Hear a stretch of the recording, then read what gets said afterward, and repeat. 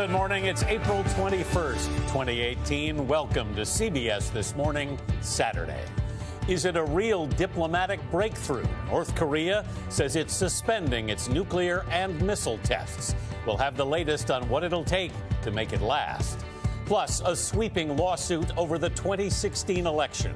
The DNC sues the Trump campaign, WikiLeaks, and Russia, claiming conspiracy against the Clinton campaign. Saying farewell to the First Lady. More than 1,000 mourners gather for today's funeral of Barbara Bush. We'll have details on the ceremony. And a mystery for the world of music. One of the world's most popular DJs is found dead at only 28 years old. We'll look back at Avicii's incredible rise and shocking end. But we begin this morning with a look at today's eye-opener, Your World in 90 seconds. North Korea announces what appears to be a significant concession ahead of an historic summit with President Trump. Kim Jong-un blinks. The stunning news tonight from North Korea. Kim Jong-un says the regime no longer needs nuclear or missile tests. Rocket Man might be becoming Pocket Man, pledging to pocket all of his missiles. Hey, and the guys haven't even met yet. I'm not, high-fiving yet, but this is some good sign. The NRA has got to go! Students across the U.S. taking to the streets to protest gun violence on the 19th anniversary of the gun massacre at Columbine High School in Colorado. Enough is enough! Enough is enough! The FAA orders the inspection of nearly 700 engines worldwide after the deadly Southwest explosion. Friday, the public was allowed to pay tribute to the former First Lady, Barbara Bush. Today, a very private funeral service planned. Tim Bergling, better known as Avicii, has died at age 28. All that, 5. The drivable par 4, he makes eagle. And all that matters. Bogdanovich, count it and a foul! Bogdanovich tries again, but way downtown! It's a great time to have the season high 30 points. On CBS This Morning, Saturday. Enthusiasts are continuing to light up on 420 as the unofficial holiday to celebrate cannabis. 420, I know, you know what that means. Your taxes are 5 days late, stoners.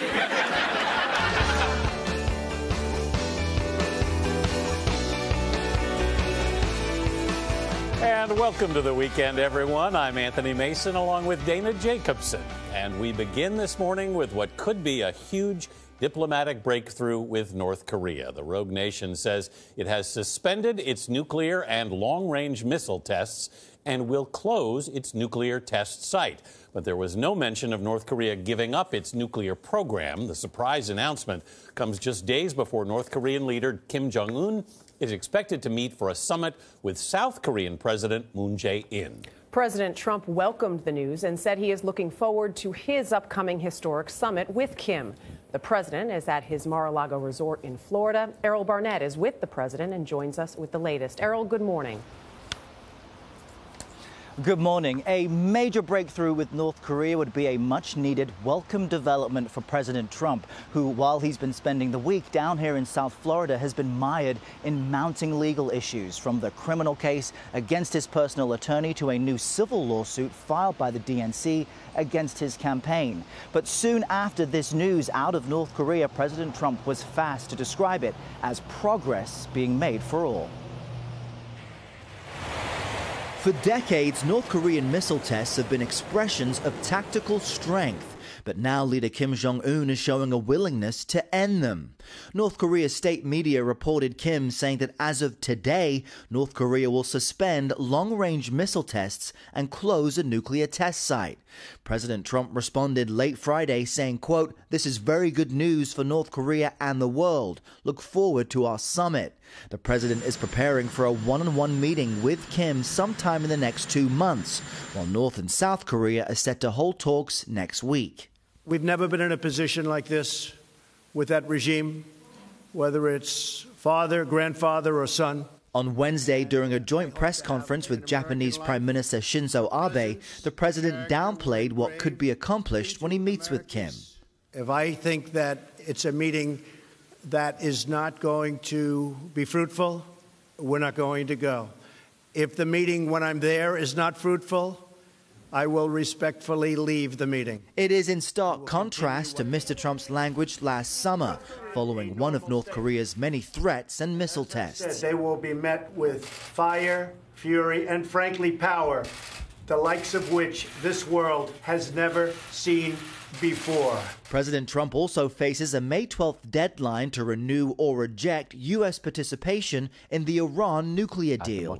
In an interview with Face the Nation moderator Margaret Brennan, Iran's foreign minister said if the U.S. pulls out of the agreement, his country is prepared to restart its nuclear program. We have put a number of options for ourselves, and those options are ready, including options that would involve resuming at a much greater speed our nuclear activities.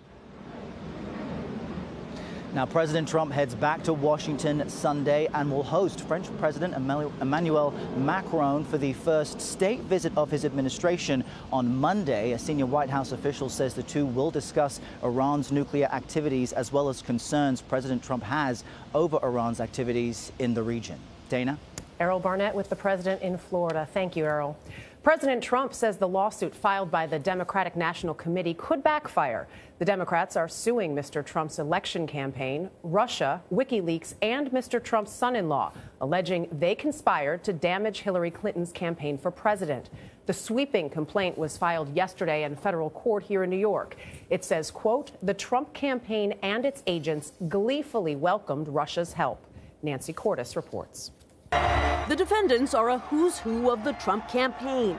Donald Trump Jr., Paul Manafort, and Jared Kushner, along with WikiLeaks founder Julian Assange and the Russian Federation itself, all accused by the Democratic National Committee of previously unimaginable treachery. DNC chairman Tom Perez. We're seeking justice, and we're seeking deterrence. His 66-page suit accuses Russian hackers of stealing tens of thousands of documents and emails from the DNC. It outlines all the known contacts between Russians and the Trump campaign. In April of 2016, for instance, Trump foreign policy advisor George Papadopoulos met with a Kremlin-tied agent who told him about the DNC breach just 4 days after it happened. The embarrassing email leak rocked the Democratic convention. I'm going to be respectful of you, and I want you to be respectful of me. The Trump campaign dismissed the lawsuit as, quote, frivolous, a last-ditch effort to substantiate the baseless Russian collusion allegations by a nearly bankrupt Democratic Party. Your critics say this is just a stunt to try to raise money. Protecting democracy is not a publicity stunt. We had employees, Nancy, whose lives were threatened. If you threaten one of my colleagues, current or former, yeah, I'm going to fight back. I'm going to fight like heck. He says the DNC is doing this now because evidence has been piling up, and yet Russia still hasn't really paid a price for election meddling. But some Democrats don't think it's a good idea. They worry the move will further politicize the criminal investigation being conducted by special counsel Robert Mueller. For CBS This Morning, Saturday, I'm Nancy Cordes on Capitol Hill. We have a plate full of developments this morning. We seem to almost every morning, but never mind. So let's get some perspective from Leslie Sanchez, a CBS News political contributor and a Republican strategist. Leslie, good morning. Good morning. Let's start with this DNC suit here. What is the strategy by the Democrats here, do you think? Is this a stunt? You know, in many ways, you could say it's a political stunt. It's such a wide-ranging lawsuit in terms of everybody that was named. But what it does for the narrative is it does drag it back to the issue that of Russian involvement in the 2016. So if you think of it like a mosaic, a lot of different pieces, a lot of different investigations that get lost in the noise, this really put a very broad structure around it where you could see one picture and tethers it back to the Russia investigation. It also allows for depositions. There's going to be inquiries, emails, and disclosure of a lot of information. So from a Democratic perspective, it's a very strategic, shrewd move.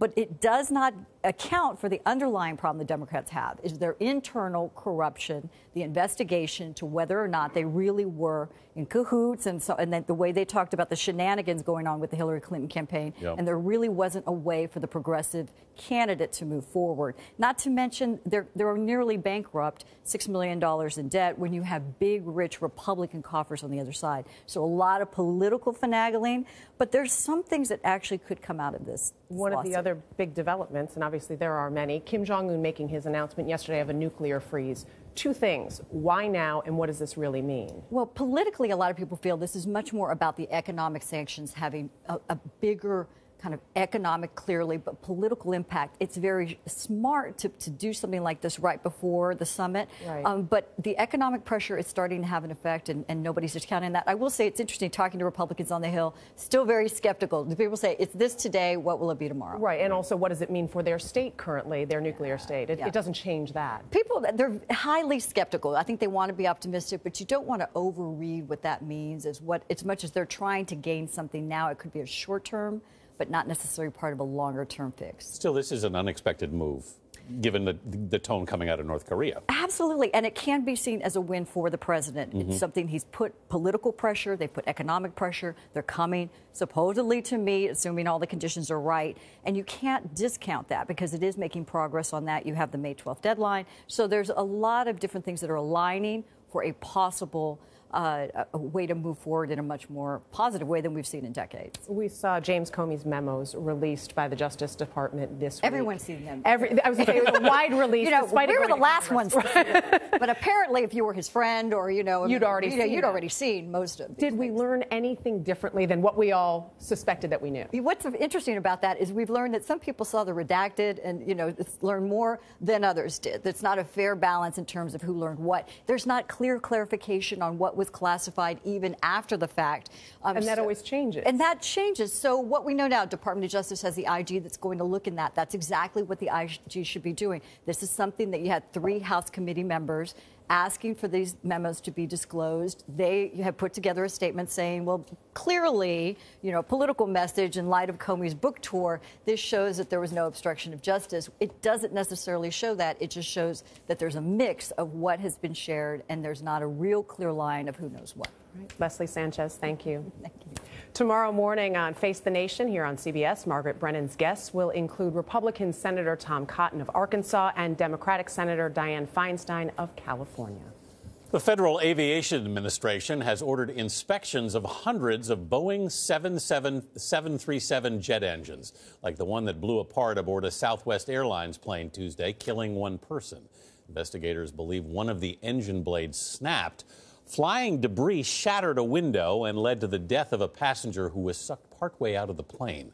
Investigators say the fan blade was showing signs of metal fatigue, with cracks that were too small to be seen with the naked eye. Federal health officials are urging consumers to throw away any romaine lettuce due to possible E. coli contamination. The Centers for Disease Control is recommending you avoid romaine lettuce grown in the Yuma, Arizona region. That includes eating it at restaurants or buying it in grocery stores. The warning includes whole heads, chopped romaine, and romaine in salad mixes. You're advised to throw away lettuce that you might have eaten even if you have not gotten sick. The affected lettuce is believed to have been grown in Yuma, but the exact origin of the tainted vegetables hasn't been determined. The warning says not to eat any romaine lettuce unless you know it is not grown in Arizona. The E. coli outbreak has sickened 53 people in 16 states. Some have been hospitalized with kidney failure. There are no reported deaths. There is more legal trouble for embattled Missouri Republican Governor Eric Greitens. On Friday, he was charged with computer tampering tied to his political fundraising. He's expected to go on trial next month on charges of invasion of privacy for allegedly taking a non-consensual photo of a partially nude woman with whom he had an affair 2 years ago. Both charges were filed by a St. Louis prosecutor. Greitens said in a statement, quote, "By now, everyone knows what this is. This prosecutor will use any charge she can to smear me." More than 1,000 mourners are expected to attend the funeral today of former First Lady Barbara Bush. Mrs. Bush died at her home in Houston on Tuesday. She was 92 years old. Former President Bill Clinton and his wife Hillary and former President Barack Obama and his wife Michelle are among those expected. First Lady Melania Trump will be there, but President Trump will not attend. Bianna Golodriga is outside St. Martin's Episcopal Church in Houston, where 1,500 mourners are expected at the funeral. Bianna, good morning. Anthony, good morning. And this is where those 1,500 mourners will be gathering. And to give you a sense of how beloved the Bushes are in this city, I spent some time with the family pastor this week who said he's been fielding calls for days now from congregants and non-congregants puzzled as to why they weren't invited as well, saying, but we were such good friends with the Bushes. And they weren't wrong. The Bushes seem to be friends with everyone here. Thousands of Houstonians, some friends, some strangers, lined up Friday to pay their respects to the former First Lady at the church where she and her husband attended services for over 5 decades. Former President George H.W. Bush and daughter Dorothy paused at the casket before thanking well-wishers. It's all been part of a 2-day celebration of life for the beloved matriarch who died Tuesday at age 92. The funeral today will be attended by 4 former presidents, along with First Lady Melania Trump. There will also be some 1,500 invited guests. Everybody feels like they've lost a friend, a role model, someone of great inspiration. Bush family pastor Reverend Dr. Russell Levinson Jr. will lead the eulogy. I don't know how you ask a reverend this, but I'm going to do it. Are you prepared? Are you ready? I am prepared because I think my task as the priest and pastor to this home and this family is to honor her and give thanks for her remarkable life, to celebrate her faith. Mrs. Bush impacted people in unexpected ways, says Quentin Richardson. There was a statement that she made about teach a person to read and you unlock their life to unknown possibilities. And that stuck with me. Richardson is one of 17 Houston barbers that partnered with the Barbara Bush Literacy Program that supplied all the books for these small libraries in their shops. Her spirit and her efforts and the fruits of her work are being still enjoyed today. If people will read to their children 15 minutes or more every day, it would be a complete game changer. 2 years ago, Houston Texans linebacker J.J. Watt teamed up with Mrs. Bush in this PSA to help tackle illiteracy. Watt says he built a friendship with Mrs. Bush, which he believes inspired his charitable work to help the victims of Hurricane Harvey. I'm thankful for the fact that she showed me what it's like to be a light for other people. Obviously, throughout her entire life, she campaigned for literacy, but also just she was about service of others. And throughout their lives, the Bushes have raised more than $1 billion for charities like cancer charities and literacy charities as well. The president and his wife did a lot of planning for today's service. She, in fact, picked the eulogists, which will include Jeb Bush and family biographer John Meacham. Following the service, the procession will be driven about an hour and a half north of here to College Station, where Barbara Bush will be laid to rest next to her beloved daughter, Robin, who died from leukemia at the age of 3. Dana? Bianna Golodriga in Houston. Bianna, thank you. She was such a spirited woman. I love those pictures, particularly a picture of her in shoulder pads. I mean, know. I told you on Twitter, I loved seeing a picture of her detail standing by her Secret coffin. Service detail, yes. And being there no matter what. No matter what, yeah. Tells you their commitment. CBS News will be bringing you live coverage of Mrs. Bush's funeral at noon Eastern Time, 11 Central. On a day of school walkouts calling for tighter gun controls, a shooting in yet another Florida school. A video taken by a student at Forest High School in Ocala on Friday shows heavily armed police entering a classroom of panicked students. The 19-year-old suspect was arrested and then apologized. The sheriff praised Deputy Jimmy Long as a hero.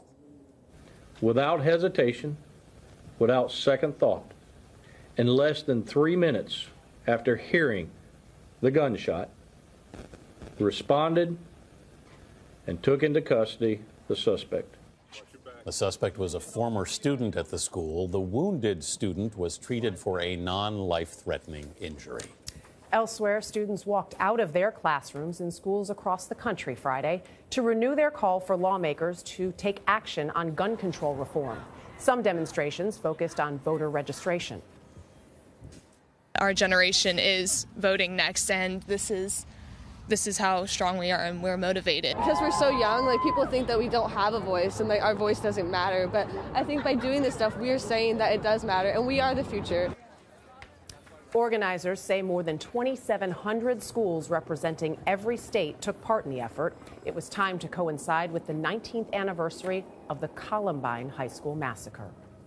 Time to show you some of this morning's headlines. The Washington Post reports Attorney General Jeff Sessions may be offering an insurance policy to the man overseeing Special Counsel Robert Mueller's Russia meddling investigation.